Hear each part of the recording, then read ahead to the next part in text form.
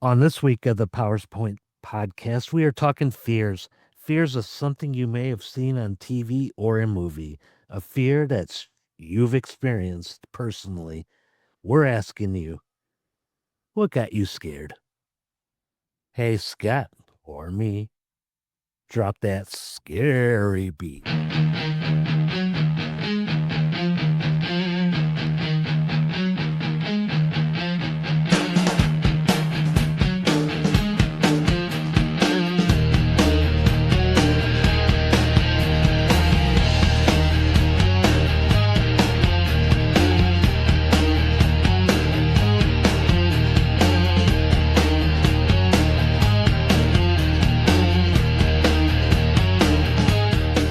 Well, hello, hello. Welcome to the PowersPoint podcast, season 5, episode 28. I'm your host, Scott Powers, and with me is the one and only Keith Mackey. Back again. Good to be here. Jim's not going to be with us tonight. Stuff came up and he had to take care of it. So, Jim, do what you got to do and hope we talk soon. So, for those that are just tuning in for the first time and wondering what we are about, well, we talk about anything and everything with the exception of two things. We don't talk religion, we don't talk politics. Why is that, you ask? Well, there's over 6,000 channels dedicated to those two subjects, and a lot of family fights at the dinner table are caused, and we don't want to be the cause of your guys' fight. But what we do bring to the table is a laugh or two, but no more than three. And we always say here, if you laugh more than three, well, you owe us. So you could send us some snacks and Twinkies, and Keith definitely loves Twinkies. And like I said before, the music, we're going to talk about stuff that we've seen on TV or a movie, something that may have affected us, throughout our life. If we've seen it when we were little, something when we've seen it as an adult, something that we may have experienced. Everybody's got them, and maybe you don't want to admit that a movie or TV could scare you. I mean, there's a lot of some crazy slashers out there that are so messed up that sometimes it's funny because it's so fake. Like when you see somebody getting stabbed and like 80 gallons of blood pump out of this dude, that makes me laugh. But then again, you watch Saving Private Ryan, and the first 5 minutes of the movie, that was real. It was just a reenactment, but it was real. So, and that was fear, putting yourself in their shoes, jumping off the U-boats and trying to make it to shore and seeing your friends and neighbors and brothers and, getting wasted around you for a good cause. But, uh, so we're going to talk about that after the commercial. But before that, Keith, what you been up to this week, man? Well, lately, my wife and I got into this little mini series on Netflix. And Mo, if you want to check this one out, I do believe you would enjoy this one a lot if you haven't watched it already. But it's Sofia Vergara stars in it, and it's called Griselda. Have you watched that one yet, Scott? I have not. So Sophia's in it. What is it? A comedy? What is it about? No, it's the best and probably, I guess, the easiest way I could describe it, for maybe lack of a better terms, is almost like a female Scarface. You know what? I think I seen when that came out. I think I seen the trailer for it. Like it was upcoming, and she looked like a badass. She looked like a kind of like a hardcore, heartless, you know, uh, thug, to Yeah. put it in a better way. Yeah. And Well, it's a true, or it's at least based on a true story. I know they say in order to be based on a true story, it only needs like 12% reality in it. I mean, how they come up with the percentages, I really don't know. That'd be interesting to find out. But it's man, it's like I said, straight up. If you like the Breaking Bads and those kind of shows. I haven't seen The Sopranos, so I couldn't say it was like that, but it's definitely the drug pen crime lord. It has its seriously intense moments. It's got I don't man, I really don't know if there were funny moments in it. Like obviously Scarface has a lot of funny moments in it, but I really don't know if this one does. But it has no obviously it has no Al Pacino in it. So Now, does she play like a boss, or does she yes. play like a? Oh, she does play. Oh yeah. How many episodes, or is it a movie? I believe it's 6 episodes. It's 6 episodes. Yeah. Yeah. So it's like, and they're about a little under an hour. So they're whatever an hour would be, a commercial. So it's like 48 minutes. I don't know why they would do them like that on Netflix when they don't have commercials, but yeah, it's like 45 to 48 minutes each episode. And they're and supposedly, I don't know, at one point they have a scene where it sure looks like you get to see parts of her that you maybe haven't seen, you know what I mean, if you're a fan of hers, and that's I'll leave it at that. And there's another part without giving it away. Uh she flies in like 12 of her to help her out. You wouldn't believe it. They're all walking down the street like the hottest version of the Abbey Road you've ever seen from the Beatles, and it's like, man, 12 different varying flavors of Sofia Vergara. Now, So that alone is worth watching. That alone is worth watching. But I seriously would recommend it if you like those kind of shows, like the Kingpin, the drug style. Like I said, like a Scarface, Carlito's Way, something like that. I definitely would recommend it.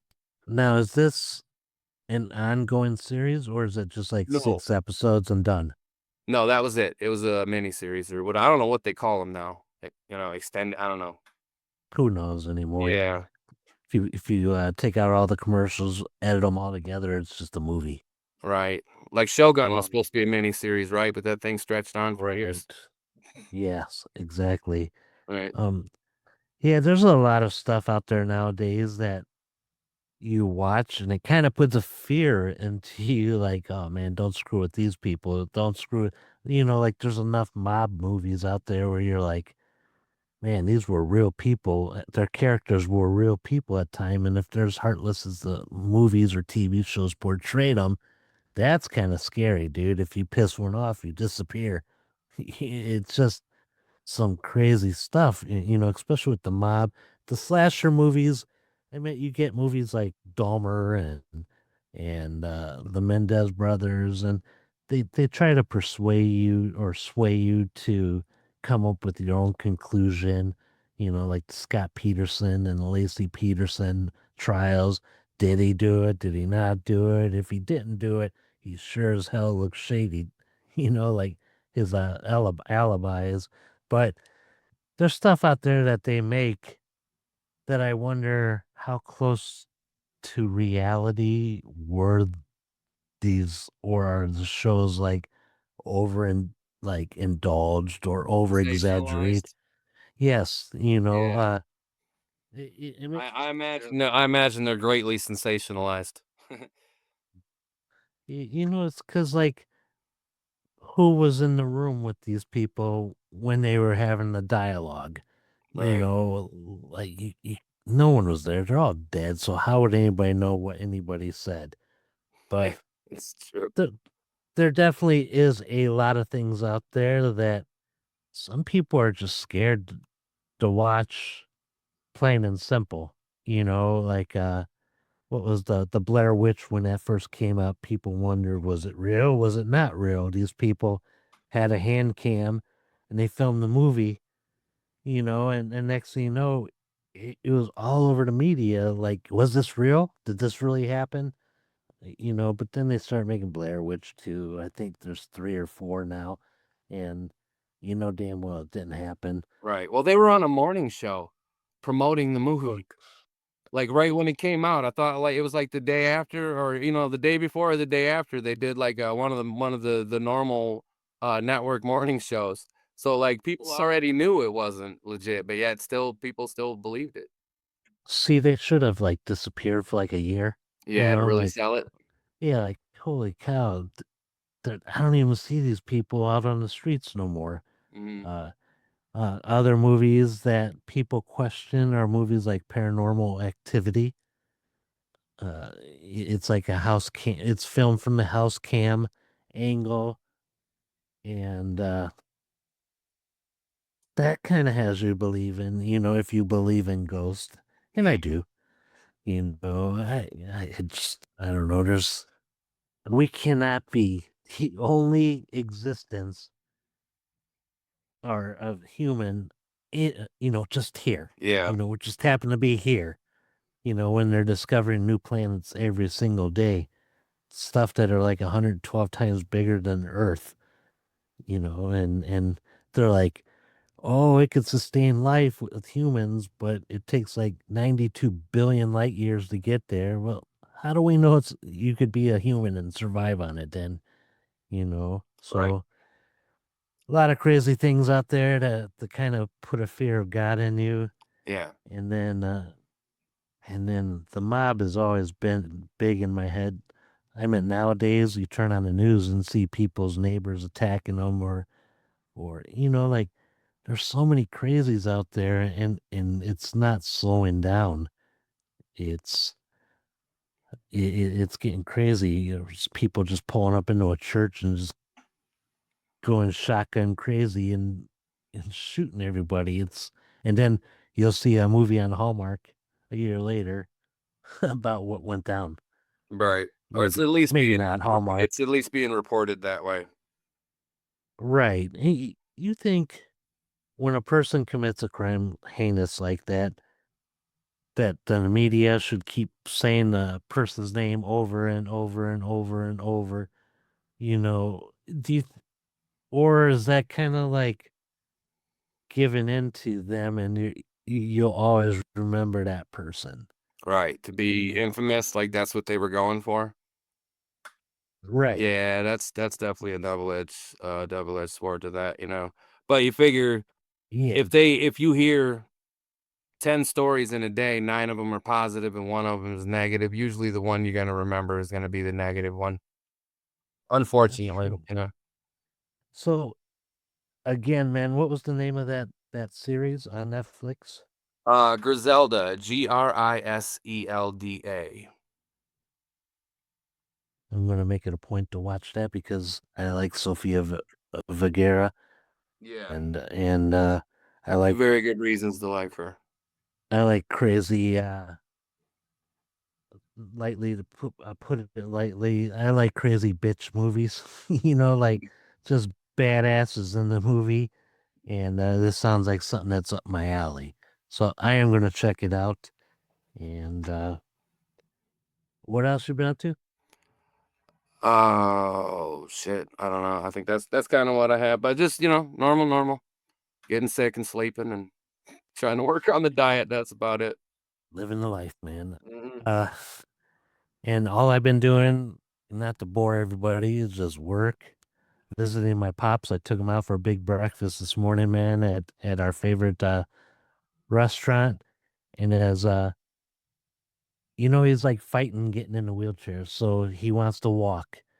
Okay, And so I let him walk, and I stay real close to him just in case he starts getting tired or whatever. I let him do his thing, and then I went and got his wheelchair out because he's like, oh, I'm a little dizzy, and I'm like, oh, okay, cool, I'll go get your wheelchair, and then like I go outside, get the wheelchair out of the back. I turn around and he's like standing right behind me. Like, it's like, dude, I told you I was getting your chair, man.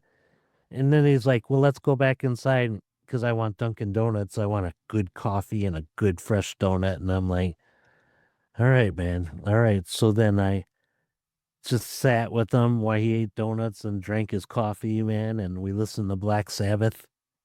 And I even told him, man, never thought I'd be sitting here listening to Black Sabbath with my dad, who back in the day, man, he was brought up amongst the religious people where, like a lot of other older people, man, that are super religious. They believed in the media saying that like Black Sabbath was Satanist. right. Black Sabbath loved the devil when it was truly the opposite because there's a few songs that are anti-Satanism Mhm. in their song, and he would ask a lot of questions, like I wonder how they did this. I wonder how they did that. Then we talked about Tommy Iommi's fingertips, man. He plays on his fret hand, so I let him hear the audio documentary on how that all went down, Mhm. and and that it makes me laugh on how it's presented to the listener, because Tommy actually talks about talks about that, and that makes me laugh. And then I tell my dad stories that were in the news that Ozzy, when he'd flip his wig, man, on crazy things that he'd done, and we'd sit and had a good laugh, on Ozzy's expense. So Yeah, yeah, that's I couldn't imagine why religious groups would misinterpret Black Sabbath as being Satan worshippers at all. well, Anton Levy, the head person that started the Satanic Church in San Francisco, he's the one that kind of made that, like, why is he promoting Black Sabbath? Why is he having parades for Black Sabbath? And then Ozzy and Tommy, in one of the interviews, they're talking about how the first tour, man, like the several cities they went to, there would always be these robed Satanists sitting in the second, third row, and they would just stare at them. And Ozzy and that would never try to make eye contact with these people. And then when they looked down, the whole row was gone. They just split without being noticed. And then one time they were going up to the hotel room, and when they got out on the floor, all the light bulbs were removed from the floor, and you had all these people sitting in black robes on the floor, the candles. I mean, that stuff makes me laugh. And Tommy's the one that is explaining all this. And then they took pig blood and put it on each one of their doors. So that's kind of crazy stuff, man, out there that a lot of Those are fun people, facts right there. That gets that one yeah, out of the way, huh? yeah, That it's like checks that one off. man, how crazy people are, and at the time they had to be feared. They had to fear these people, man, because were they coming at them? They were like in the 70s, man, they had all these witch covens that sacrificed people and disappear. And Tommy was always reading that in the paper, and there's a huge story that was going down around the first time that they were touring in the States. But to get back on track here, that's been my week, man. Work and hanging out with my dad, and And Black Sabbath, not we bad. and also tonight, well, after the show, we're doing a show after the show. It's going to be the first time, and nobody's going to hear this until the podcast comes out. But every Friday, I'm going to try to do the new Powers Point After Dark, where Keith and I, if possible, we go live for maybe an hour, spin some tunes, talk about movies, or deep dive into some like albums. And Keith is like a Wikipedia when it comes to that stuff. So I always learn something when he talks about documentaries about bands I've never heard of, like Killing Joke. Uh, but we're going to take a quick commercial, and when we come back, we're going to talk about something that we have seen on TV or experienced, and we'll go from there. So we'll be back after these messages. Welcome to Yield House of Toys, your one-stop shop for all things action figures and toys. From new to old, wrestling to Star Wars, Marvel to DC, pop figures and more, we've got it all for you. Step into our magical world of imagination and let your inner child run wild as you explore our vast collection of collectible toys. Whether you're a fan of epic battles or heroic adventures, we've got something for everyone here at Yield House of Toys. So why wait? Come visit Yield House of Toys, located at 545 East 110th Avenue in Crown Point, Indiana, inside the Crown Antique Mall. Like and follow us on Facebook at facebook.com/Yield House of Toys. Yield House of Toys, taking your toy collection to the next level. Oh, shit.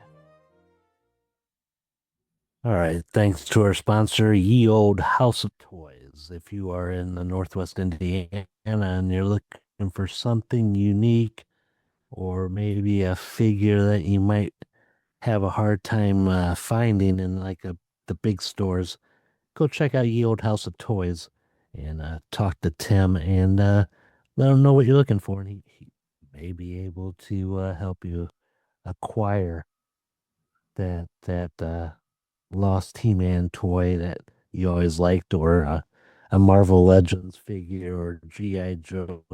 He's got it all. So go talk to Tim. All right, on to our topic, TV or movie that we have seen that may have scared us, or it did scare us, and a something that we've experienced in real life that scared us, or they make us still think about to this day. Uh, Keith, what do you TV show or movie, man, did you watch that you're like, oh man, I can't do that again? I'd say a couple honorable mentions here, just real quick. When my uncle Johnny, God rest his soul, used to come and live with us. He used to watch Dark Shadows. You ever see that show? Yeah, yeah. That show I thought was the most boring thing ever until it got scary. And then when it got scary, it got crazy scary. But I don't have a specific like episode or you know what I mean or you know what I mean memory of that other than just, once it got scary, it got really scary. But the scariest thing that I believe I've ever seen that freaked me out the most again, because like you were saying, horror movies tend to be funny. Like me and my buddy Bobby Bouet I wouldn't call it a debate, but I told him that he loves the movie Hellraiser, and I told him the movie was hilarious. He says, "Well, it's not a comedy." He says, "You sure?" But Yeah, right, right, right. but the scariest movie that I can recall, and at least the scariest point, was a movie called Angel Heart with Mickey Rourke and Robert De Niro and Lisa Bonet in it. And there's I don't know if I guess I'm kind of giving I don't know I'd have to sort of give away the ending if anybody hasn't seen the movie, but when it gets to the basically to the part of the end of the movie and the credits, the way when the way what they do when they're rolling the credits, it scared Ed. Oh man, even to this day, I never watched it again, and I can't remember however many years it's been since I've seen it, but I won't watch it again for that reason. It scared the life out of me, man. What year, around what year did that come out? The early 2000s, the 90s? Oh, I'm thinking 1990, 91, 92, somewhere around there. Okay. Yeah. Now was the whole movie okay up until the credits?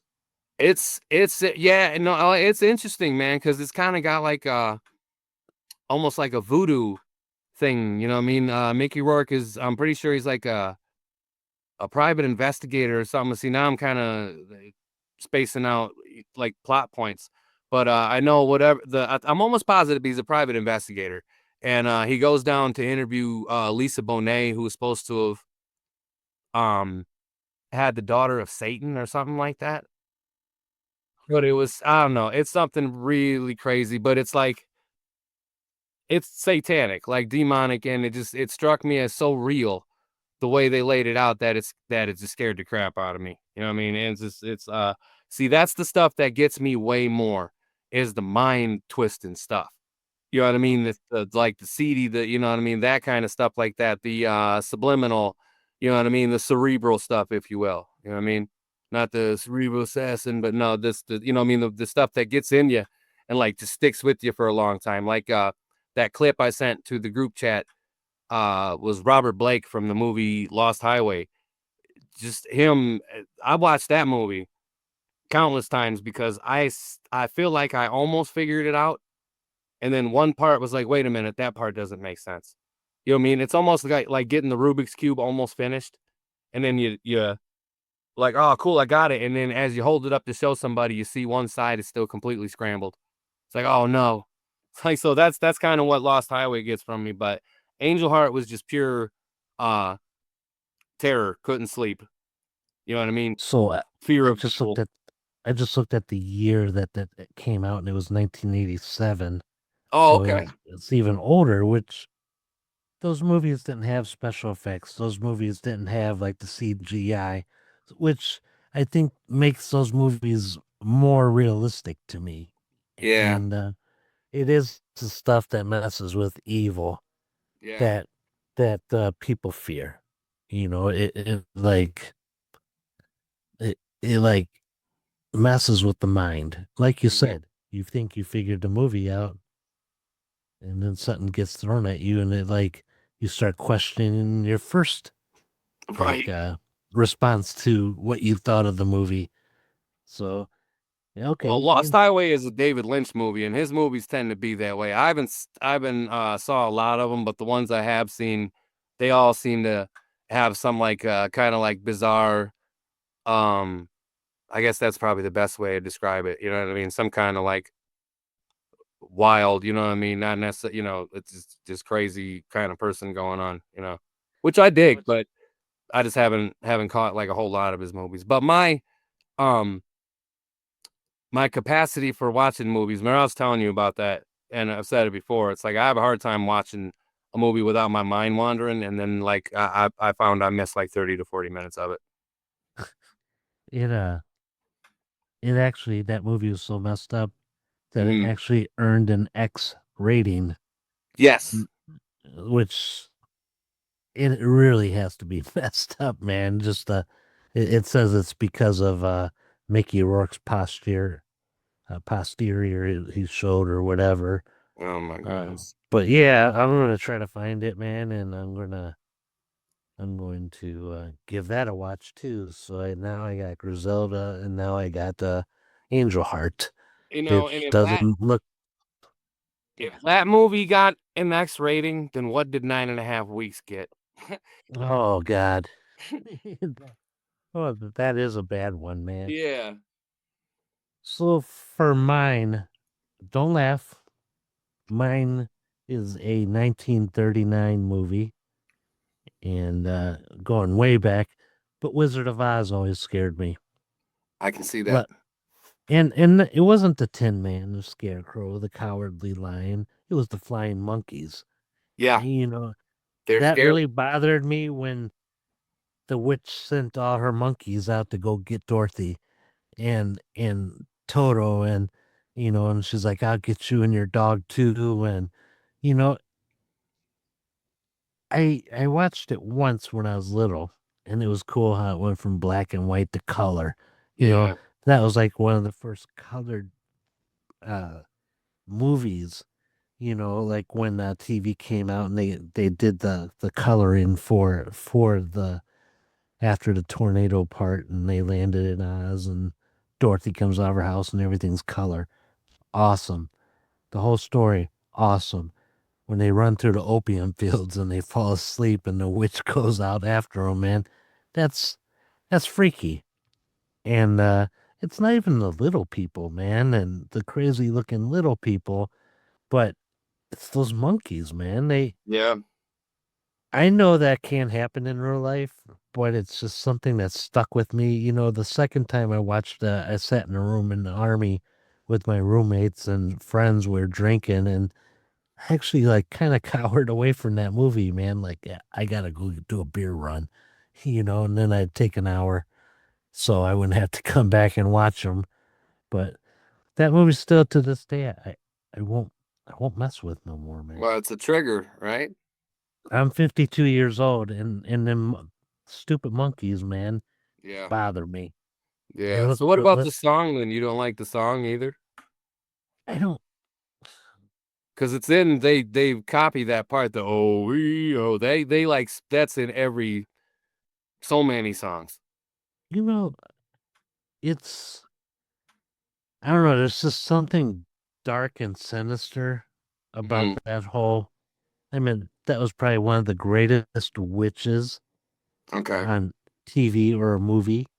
That actually looked scary. Oh yeah, Uh, she was awesome. yeah, she played her part, and then to find out like of all the how she got third-degree burns from catching on fire, and it it's crazy, man. The whole thing. But Margaret Hamilton played that witch good. Okay. And There was that's another guy. There was a dude who was really popular in the '80s who was hair caught on fire. He used to scare the crap out of me too.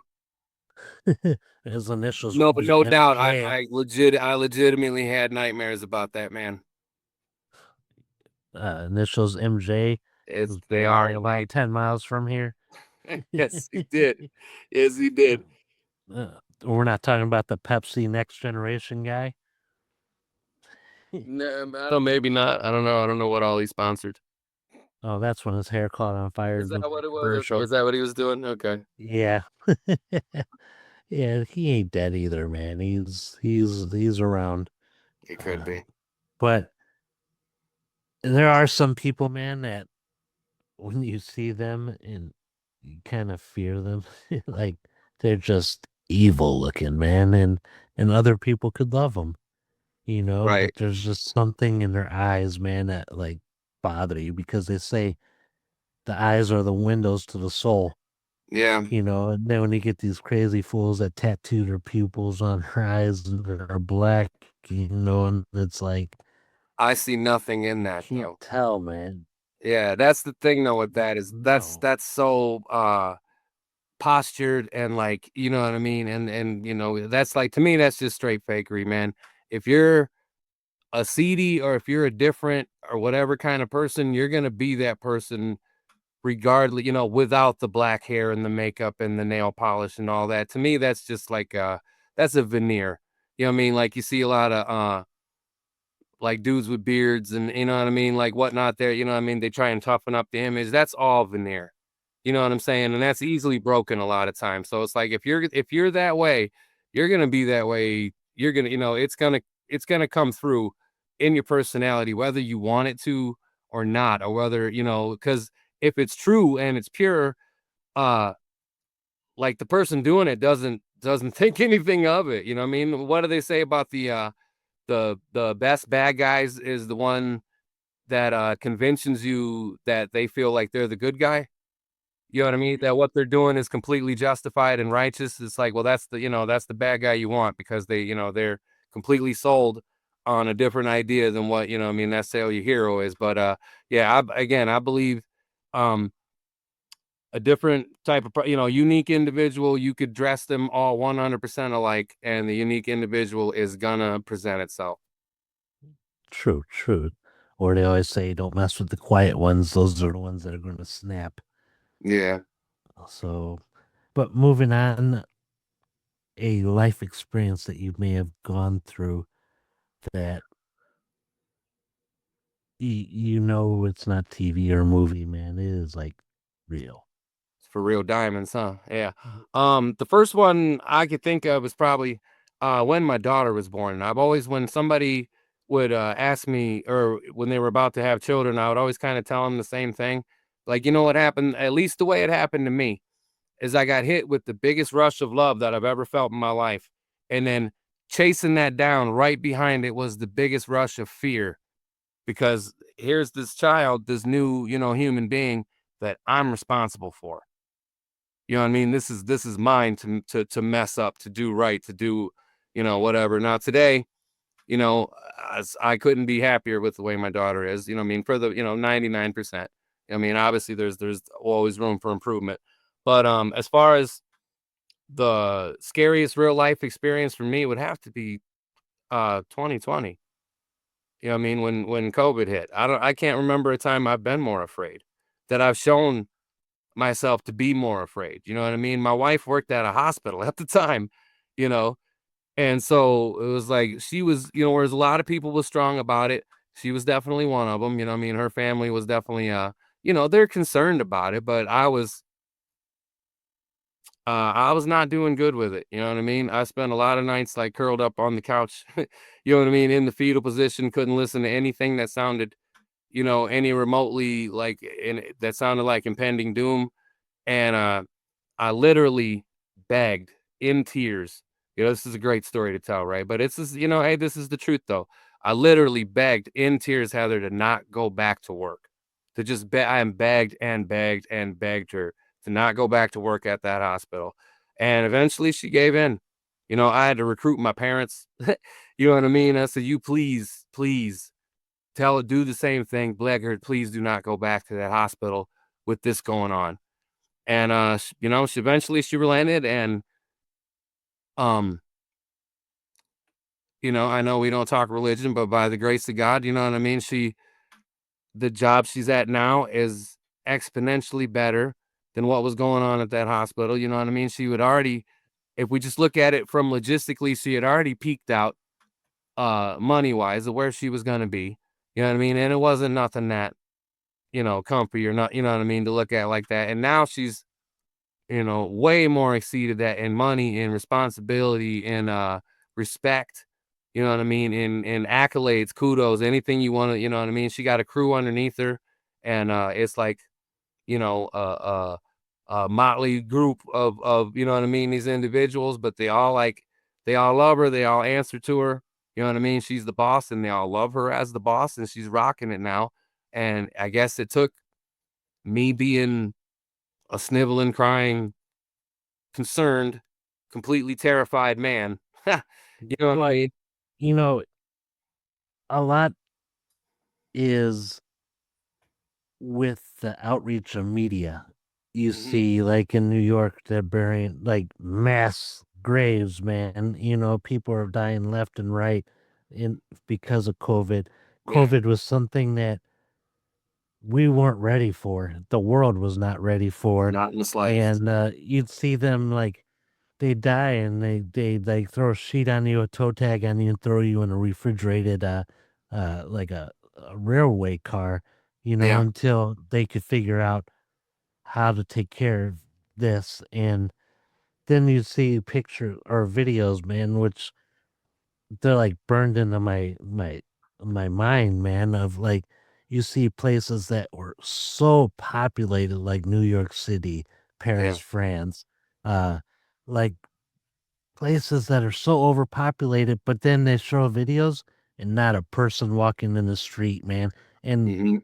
in the UK, like wildlife was starting to wander around through the streets because people weren't around, because they Dolphins were came scared. back in Italy, right, or something like that? Yeah, people were Yeah. scared because we didn't know how it would affect us, and we didn't want to. I mean, I got COVID, and like after Pretty the sure first shot, we did. Pretty I sure we did yeah, too.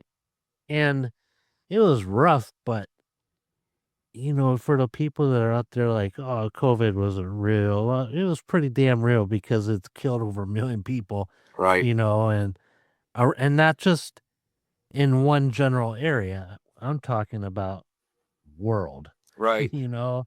Well, I'll That's tell you what, uh, if I can make the bad story worse, you remember my whoops, got the table creaking here. You remember my parents were snowbirds year after year, right? Okay, well, my father had broken his femur, and so he hadn't been home in 2 years prior before that hit, and so they weren't coming home. So I ended up not seeing my parents for almost 4 years because of it, when it should have been, well, it should have been 1, and then he broke his leg, and then that was scary enough. But then when that hit, and it was like, well, this is the target that it's taken out the most. You know what I mean? And so they were down there in that Florida, and it's not like they were an hour away. And then it wasn't long into it, then we lost had his grandfather, who was the closest thing I've ever had to a real grandfather, and that's as deep as I want to go because Jim's not here to hold the sign up for me. You know what I mean? I wish he was. When you listen to this, JB, I wish you were here. But that was just this. That was by hands down, the longest, scariest. For me. You know what I mean? I know, a lot of people got through it, but it did a lot of damage to a lot of people. But I can say I'm definitely one of them that you know, when it was happening, you're wondering how much longer is this going to go on? How much longer is this going to go on? But now right, here we are, years past it, and sure, it raises its head every now and then, and there's still different strains of the new COVID strain right now in 2025 is called razor throat, which I really don't want to get this, man. And I guess it's so bad that it the pain that you get from just swallowing Yeah, is see, like I'm happier really not to bad. know. I'm happier not to know these things. Well, I mean, it's out there, you know. I know, but I'm not a news reader. Right, right.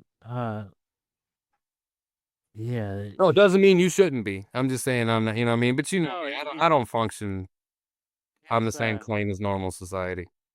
it's it was definitely a scary time. I mean, you know, we had Easter and Lynn Marie and Caroline sat on the other side of the window Right? and we sat me, Jenny and Karen, who've been together. I had to have a note from my work to go to work, you know, and everybody caught COVID at my work except me and one other guy, so him and I pulled 12-hour shifts. Wow. Like I'd come in, he'd come in. I'd go home, he'd come in. He'd go home, I'd come in.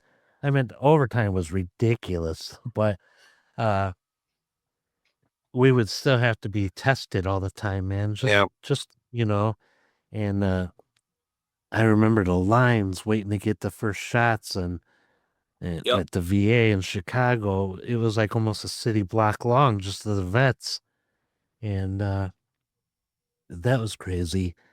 But for me now, my scariest moment in life happened October 3rd, 1993. That was when I was leaning up against a wall in Mogadishu, Somalia, and you see the Black Hawks hovering above a certain area, and an RPG shot off, shot a Black Hawk down. A Had role the playing Delta game? Force, huh? A role Yes, playing role game? playing game, man. I don't know what Uh, RBZ is. So name it. rocket propelled grenade. Okay. Okay. Uh, which, you know, going there, we were told they had weapons from like World War II. Mm-hmm. You know, It can still but kill you. when we were there and we find out what weapons they had the same weapons that we had because they got our weapons. And you know, I meant the Delta Force came out looking, but oh hell, just like broke loose, like shooting from every direction, man. And some people are trigger happy, you know, like as evening was coming, man, it was just constant gun, gun, gun, gun, gun, you know, like they did not want us there. We were there as a humanitarian to feed the hungry, but arrogant. There's a really good documentary. It's a three-part on Netflix, man, about the real story. And I watched the first two episodes and I have trouble watching the third. But you hear from both sides of the story, man, on how the Somalians felt and how we felt. And, uh, you know, the whole thing trying to get to them damn helicopters before they did to hunt us down, you know, and man, for 24 hours straight, man, shooting. like it's in my head, man. Even the date is always in my head. So when that date comes, it's even more intense for me, even this far out. You know, Yeah. what are we, 32 years past? And it still affects me. You know, I see the looks on people's faces still in my head. I see uh you know, when we came back, everybody did the briefing, but I wanted to come home, so I skipped that part. So it's in my head, man. It's like it happened yesterday. And yeah, man, for 9 months I was in Somalia and I want, you know, nothing more but to come home. Uh, from dealing with black mambas all the time, like hiding in their boots and, you know, and dealing with Somalians that don't want you there and throwing rocks at you and grabbing you, and you got to beat the hell out of them in a nice way. but As long as it's in a nice way. but you know, when you watch the three-part documentary, I understand why they were pissed now. Yeah. You know, like we, I'm not I'm not talking about America, but we have an arrogance about us that causes a lot of issues. It's and when you see what happened, because it's all on video, man. The Somalians shot the video on some old ass big tape, like soldiers pulling people out, slapping them around, and Okay. we weren't there for that, and I'm calling him Susie. yeah, it's you I can't watch that third episode, man. I lived it, I don't think I'd be and able to watch the first. I can't watch that stuff. I can't handle that kind of shit. my wife sat with me, and man, my fists were like balled up, man, and I actually like started breathing heavy and getting the sweats again because I can hear the sounds, and the sounds. I know why Vietnam vets don't talk about Vietnam now. And Somalia was no way Vietnam. I'm not saying that, but I understand like post traumatic stress and I don't Yeah. really understand it, but certain things like Fourth of July bugs me Right. with like that's some shit that I'll never hear again are the mortars. Well, your Oh brain can't doesn't know levels of trauma. It only knows trauma or no trauma. Do you understand what I mean? yeah, If you're saying, Somalia was say a 12 and Vietnam was like a 40, your brain doesn't know that. All your brain knows is that you're going through this. You know what I mean? So even if but I'm talking about like for Vietnam, they did a lot of guerrilla warfare where, like hiding underground tunnels and all that, where Somalia ran at you. yeah, So you didn't have to like go down in the tunnels and all this, and seeing on people who are trying to kill these dudes are running at you, man. And I'm talking yeah, about thousands and thousands more than you have ammo, so either way, this ain't going to end right for somebody, right. and then I'll never forget the payback of all this. I seen an old lady walking across the road, man, a dirt road, and I heard a 5-ton truck picking up the gear shift, like, "Arr, arr," like you can hear it going, getting speed, man, and just plowing through that lady, and she broke like a watermelon, dude. And like, it's stuff like that that's in my head, man. Yeah. And when I watched this documentary, Mhm. dude, I was living it again. Mentally, I was there. A mortar hit the ground not too far from me, and I heard it hit the tree, man, and the shrapnel stuck in the tree. And the screwed up thing is, I pulled a piece of metal out of the tree and it said "Made in the U.S."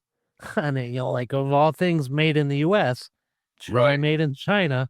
you know, they're using our own stuff against us. And Yeah. then in the nighttime, you you got people walking up on you, man. In the night, when it's dark there, man, and you're not allowed to carry flashlights, and you hear whips coming by your head, but you find out the whip's a bullet that's mere inches from your head. That shit, it bothers me, man. Just that's my fear. I made it past it, but there's some people that didn't. And something that plays on your mind like a damn old VHS tape, man, over and over and over, and then I understand it now. Mm, So that's my fear, man. yeah. Who the hell suggested this episode? I think you did, man. I think No, it wasn't me. If you no, remember, no, it was my daughter. yeah, Thanks, Kylie. Kylie. Yeah, thanks, Kylie. So, but hey, we're gonna get out of here. I don't have no quotes of the day. I got one. I guess. All right, let's throw a JB quote. Okay. Oh no, I don't have a JB quote. I just kind of got one. Throw a quote then, man. Okay. It's much easier to buy something than it is to be something. It's true. That's true, man. Uh, yeah, I get it, man, because you're not working for it.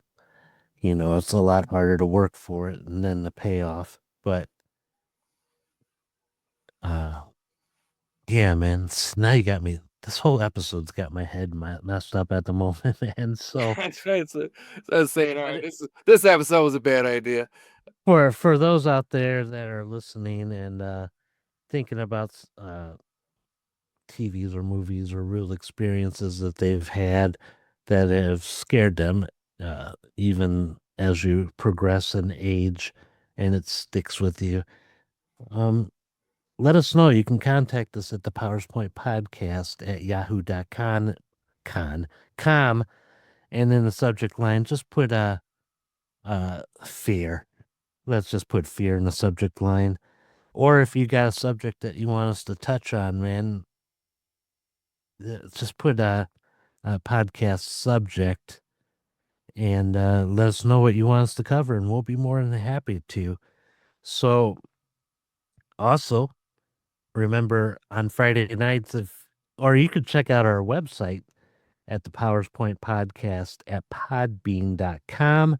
They do require like a sign up account, but they don't do anything with your email. They just like to keep everything centralized.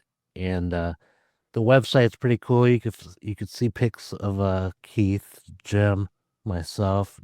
There's his bio there. And again, after this show and continuing on over the next couple weeks, we're going to be doing podcast or Powers Point After Dark, where we might be a little bit more unhinged. Or, you know what, if people want to, you could do call-ins, and if you got religious stuff or politics, you know what, I don't even care there. You Let's do talk what about all else. of it there. Yeah, we'll lay it all out on the table. But like tonight, we're talking about Happy Gilmore too, and spinning some tracks. So even there, you can go and go to Powers Point Podcast at Yahoo if you've heard that live show and you want us to talk about a movie or album that you want us to dive into. Let's do it. Put in the subject line live When show. you think you got a good album that I haven't heard yet, lay it on me. And again, there's not much that this dude ain't heard. So that's all I got. You guys have a great week, and we'll be back next week. From myself and Keith, be good, love one another, and just respect each other, whether you guys are on the opposite side of the spectrum, right or left. It doesn't matter. Just be cool with each other. So we'll talk to you next week. Yeah, brother. Bye. Bye.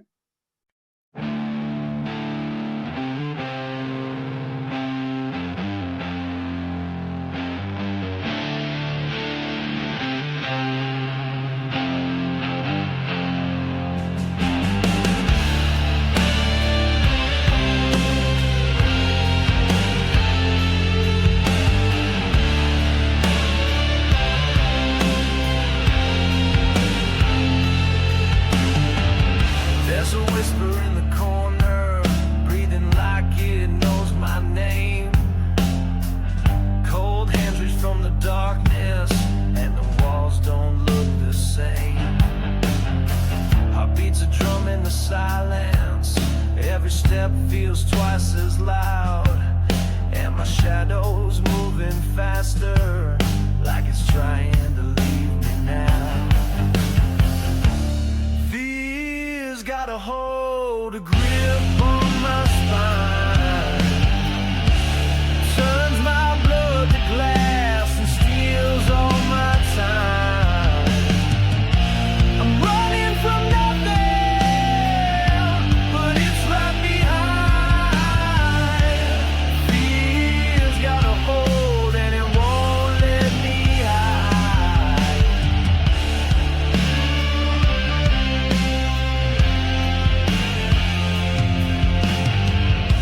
The air tastes like winter, heavy with a storm I can't see. Every creak in the floorboards feels like it's laughing at me. The clock's ticking backwards.